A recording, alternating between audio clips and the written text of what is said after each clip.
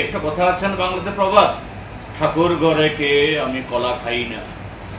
আমি তো বিজেপির নামও বলিনি, স্থানীয় এমএলএ বা উনি অনারেবল ডেপুটি স্পিকার তার নাম উচ্চারণ করিনি, তার কোন সাকরেত তার সাথে যুক্ত আছে কিনা এটাও বলিনি। হোয়াট আই হ্যাভ সেড, সেখানে যে সারাউন্ডিং সার্কামস্ট্যান্সেস সেটাই বলে দিচ্ছে এটা আত্মহত্যা নয়, এটা স্বাভাবিক মৃত্যু নয়। আমি কি বলেছি যে এই সমস্ত দেখে আমার তো 100% মনে হচ্ছে এটা অস্বাভাবিক, আমি এটাই বলেছি। আর উনি বলে দিলেন তাহলে জিতেন চৌধুরী সাক্ষী, তিনি কে খুন করেছে দেখেছেন।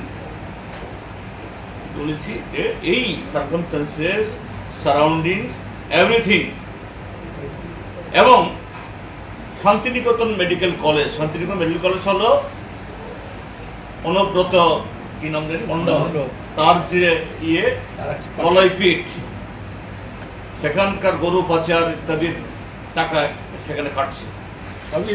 হ্যাঁ, আর এখানে হলো বিজেপি। যে একটা জলজ্জন্ত একটা যুবতী মেয়ে মারা গেল বা খুন হলো, যাই হোক, আমার সন্দেহ বেঠিক হোক, সেই প্রতিষ্ঠানের একজন লোক সেখানে 2 বছর চাকরি করছে, তারা সেই পরিবার আসবে না, সেই মেয়ের মা বাবাকে একটু সান্ত্বনা দেবে না? এগুলি সবটা মিলিয়ে তো প্রমাণ করে।